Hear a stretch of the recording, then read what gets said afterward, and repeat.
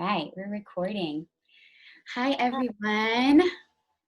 This is Stacie, and I'm here with my dear friend and colleague from the studio, Colleen. Hello. And we're just wanting to show up for you guys today.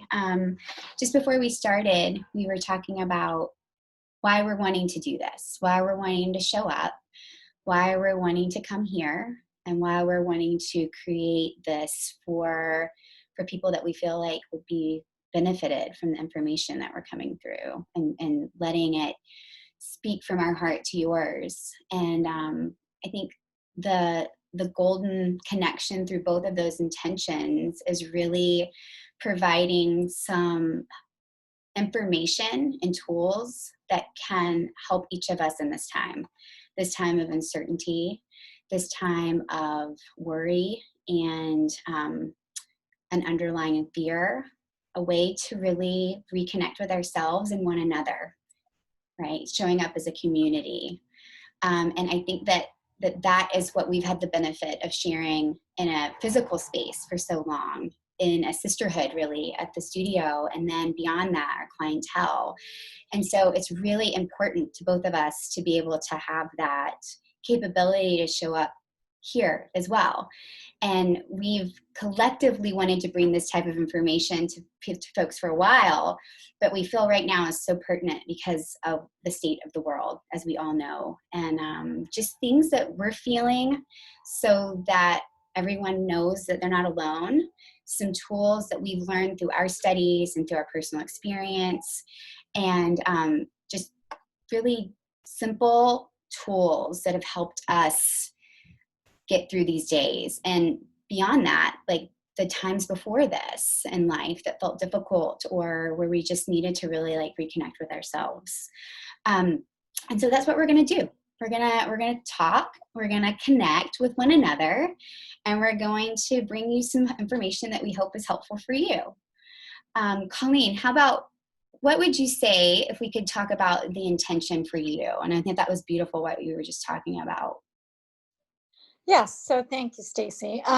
Really the intention for both of us, but especially speaking for myself today, is just to share tools that I've learned. I've taken a mindfulness course, which I'm certified in, and both of these tools that I'm going to share today were taught in that course, and they help me navigate through my life daily, but especially now during a pandemic. We feel probably all out of control, and I know some days I just feel like, everything has changed. I don't know what's going to happen tomorrow, but we've got to just kind of deal with it today and do the best that we can. So again, just sharing these tools in hopes that if anyone's sort of struggling or having a difficult time, that these will help you. Mm-hmm. Yeah, that's beautiful. I love that.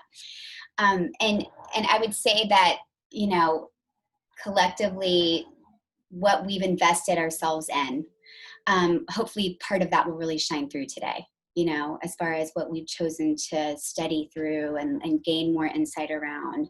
I think that that's really what we're wanting to, bring to the collective in this time. And so what I thought would be a really great way to start, what we're kind of looking at here is a sense of mindfulness.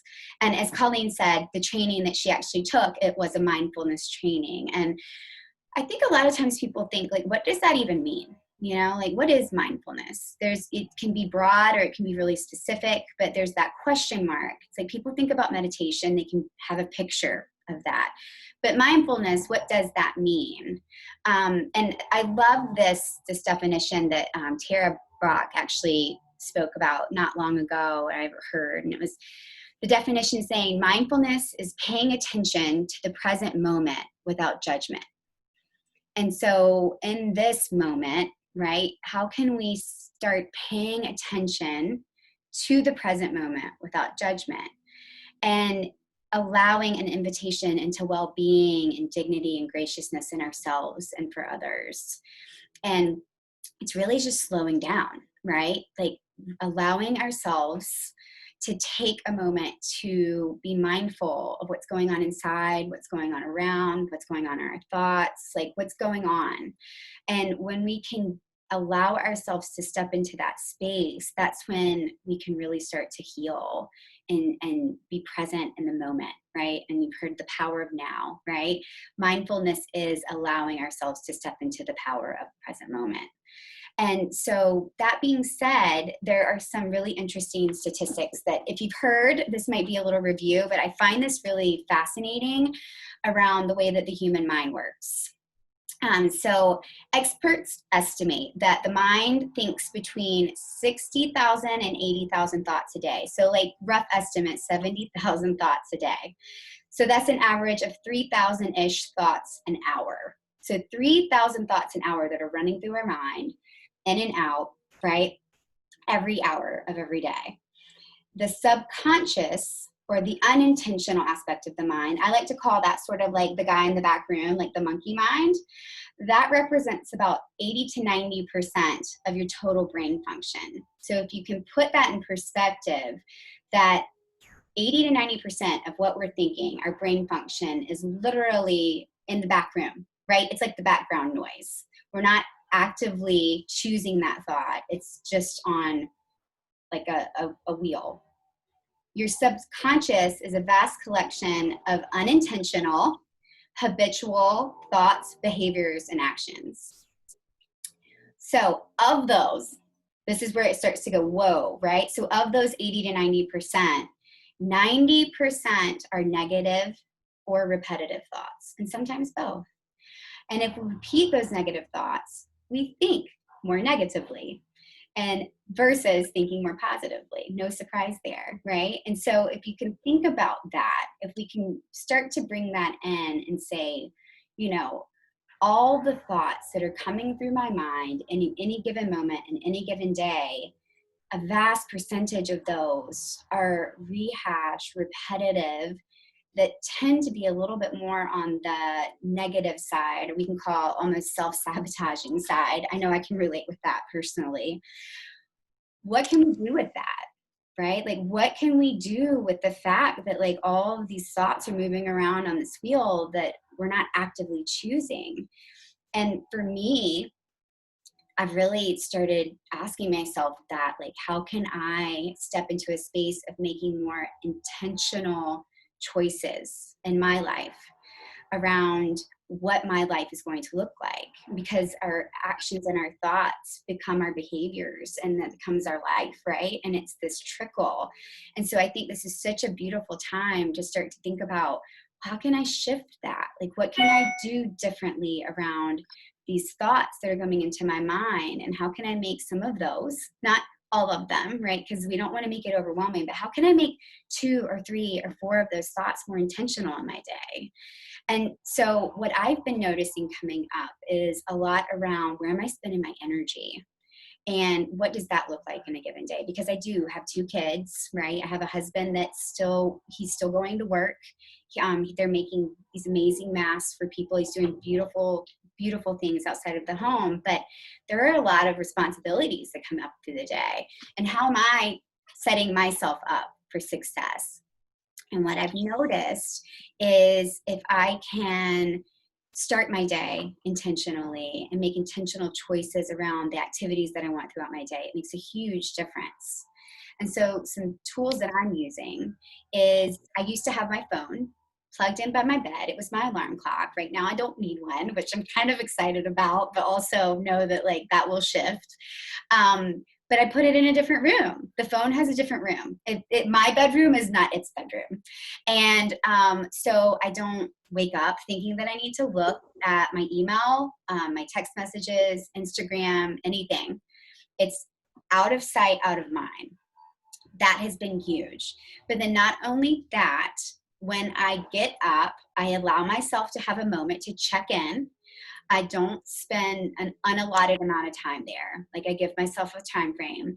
And then I literally have a drawer in my kitchen that I put the phone back to bed.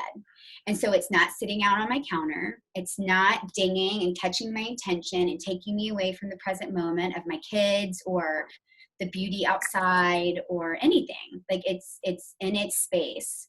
And when I can create that compartmentalization of that part of my life, I feel like I have more say-so in what's coming in to my mind, what's being said, what am I allowing my energy to be focused on. And so those are two really simple things that have made a huge difference in my life.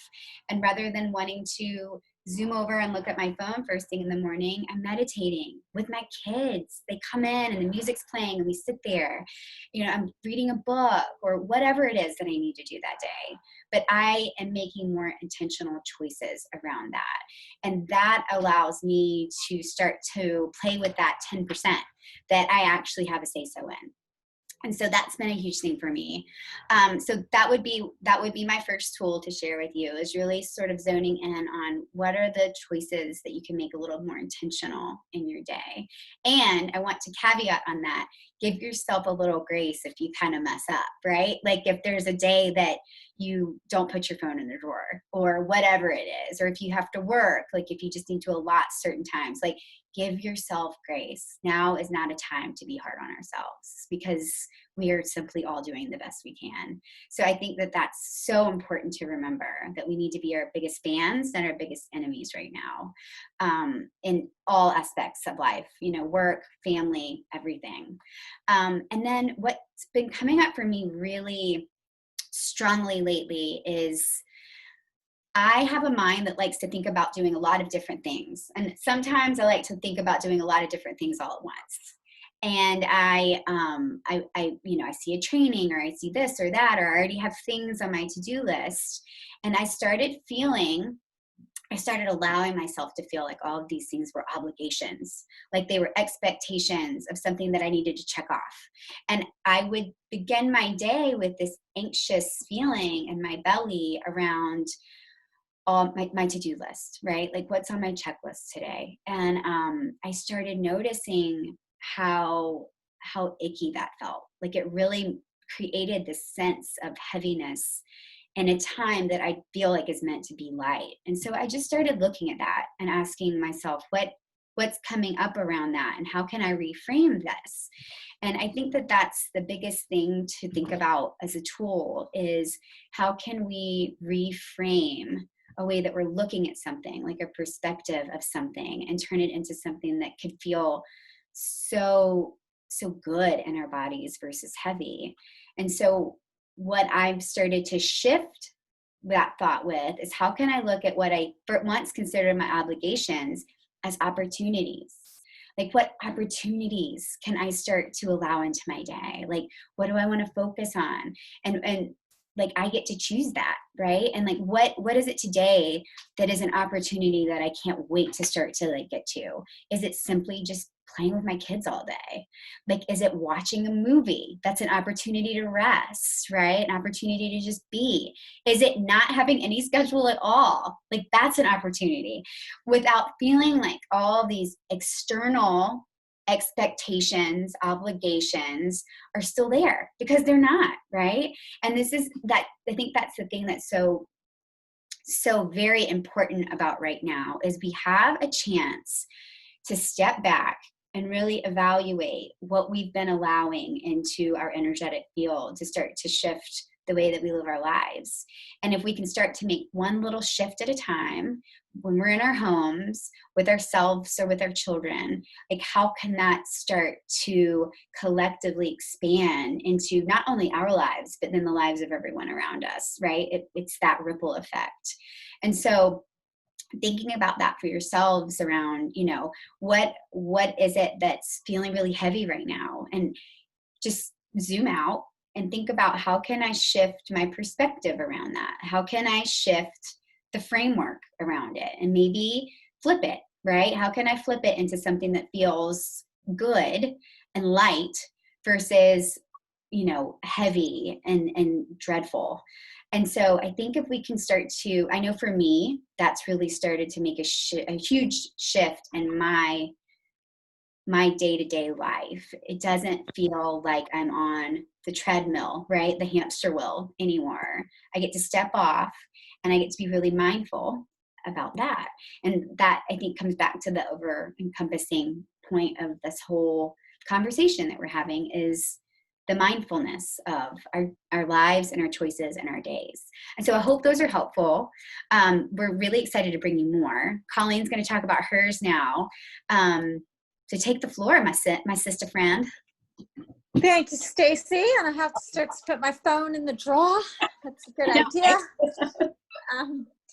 Yeah, so what I mostly have been struggling with through this pandemic and being home, and obviously a lot of my life is spent out of my house working all day, and I love what I do. I mean, a lot of you know that I teach Pilates at Stacie's studio. So most of my days are spent there. So I'm out of the house. And then all of a sudden, you know, like everybody, overnight, it's completely changed, and we're not allowed to go to work, and we're not allowed to touch people, and we're not allowed to be near anyone. So it's, you know, it's very overwhelming. So I have been struggling with a mix of emotions. I've had a roller coaster of emotions every day. One morning I'll wake up anxious, and then it'll turn into sadness, and then I'll feel unmotivated and I don't want to get up and do anything. The next day I may feel actually happy and excited for the day and get a lot done. So it's something that I don't really do day to day, feeling that highs and lows. You know, there's always periods when you have that, but it seems to be every day is a different emotion. So one of the tools that we used in the course that I took, and it was a Stanford University business course, but it's journaling, which I'm sure a lot of us already know about. Maybe we did when we were younger, but we stopped doing. And really what it helps me to journal, and I do this every day. I meditate and then I journal every single day. And it really sort of helps you to unload what you're feeling in that moment so that you're not carrying it around with you the whole day. So I may wake up one morning and I'm feeling extremely anxious and I'm not really sure why. I went to bed on time. There was nothing hanging over my head, and I'm waking up with sort of a tightness in my chest, or, you know, maybe feeling something in my stomach. And what I'll do is I'll just sit up and grab my journal and just start to write down what I'm feeling. And before I did this, I wasn't always in touch with actually the feelings. So a great thing to do also is to go into the internet, and you can pull up a list of words that describe feelings. And there's hundreds of them. And a lot of times we're not really in tune to what they are, over, you know, sadness, fear. There's a lot of other ones, overwhelm. And then just start to maybe write down what you're feeling. No judgment. We go back to not judging ourselves, not like, I shouldn't be feeling this way. Why am I feeling this way? Just be okay with it. And then maybe if you just sort of sit quietly, other things will start to come up for you, and just sort of unload onto the piece of paper. So I like to take that monkey mind that Stacie was talking about, and instead of us sort of ignoring it and allowing it to take over the day and run with it and keep ruminating and repeating it, if you unload on paper and you start to stop and really think about maybe what that feeling is. So maybe my feeling of being anxious is just because I'm maybe not wondering when I'm ever going to go back to work or what's going to happen. But really, we don't want to let our emotions sort of get on the train and just take off, right? We have a lot more control, I think, than we realize sometimes. So my first tool is, again, that journaling. Just write down everything that you're feeling. Have no judgment. It would be just like if a friend came to you and they said, oh my goodness, I'm feeling this, and I'm feeling overwhelmed, and I'm feeling sad. You wouldn't say like, why are you feeling that? What's wrong with you? So be kind to yourself when you're doing this.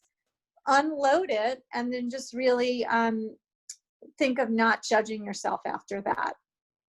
And hopefully you can get in a habit of doing this daily like I do. And it really just starts to help, again, not to let the monkey mind go and run and rule your life. And my other tool would be setting aside worry time. So I'm sure, like everybody else, I have been worrying a lot more than I normally do. I think because, again, I'm not in the habit of getting my car, running to a studio, and then I'm usually putting my attention and my focus on everyone else's needs while I'm teaching. And it can allow me in a way to escape probably my own life a bit, which I feel like I've noticed that maybe I can really be addicted to everybody else's body issues, pains, and then I don't have to focus on my own. So I've had to really sit with all of that. So one of the big tools about when we're worrying, we're really starting to sort of focus, what did we do yesterday wrong? What did I say wrong? Did I touch that thing in the grocery store? Is that cough the coronavirus? Or as my teens now call it, the Rona. You wanna think of not letting your day just be taken over from worry. So a great tool to do this is you want to set a time, a time during the day, say an hour or even just 20 minutes. An hour may be too long for some of you. So say it's at 6 o'clock at night, you're gonna set your alarm on your phone and you're gonna put in 6 o'clock worry time. So when you get up and your mind starts to wander about, is that cough something more? What's going to happen to my job, or what's happening in New York, or whatever it is, you're going to just think about, I'm going to let that go. So you're consciously thinking, we're not going to do that now. It's at 6 o'clock.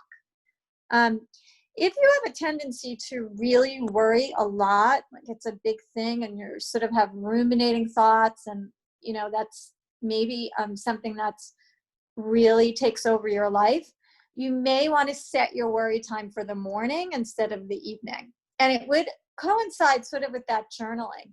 You would just sit there, and if you have your spouse or someone that you're quarantining with in your house, you could also play a game and you can sort of go back and forth. Like you say what you're worrying about, and then I'll say what I'm worrying about. There has to be the rules. Again, there's no judgment about what the other person is saying. Mm-hmm. And especially with married couples, you're also not going to try to fix their problem or fix their worry, or especially not discount it. You just sort of just be the good listener, like it's your friend. So you can go one back and forth. You say something that you're worried about, and your spouse can say something that they're worried about.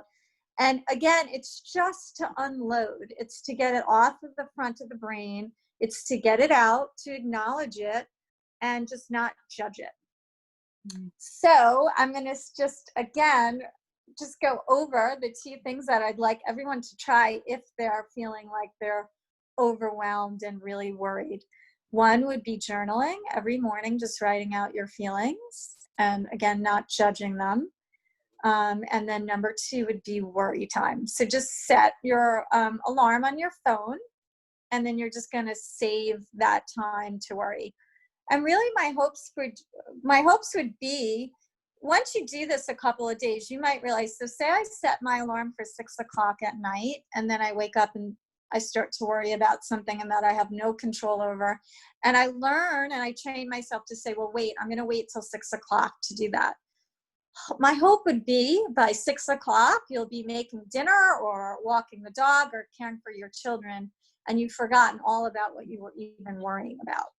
And it's going to start to train you not to allow your thoughts and not to allow these habits of things that we can't control take over our lives. Because we really have a lot more control of these things than I think sometimes we realize. And that is really what mindfulness teaches us, that we can train ourselves not to have worry, not to have fear, not to have all of these things that sometimes that we think are outside of us, like it's, the news and everything else coming in. We have control over all of those things. We can shut the news off.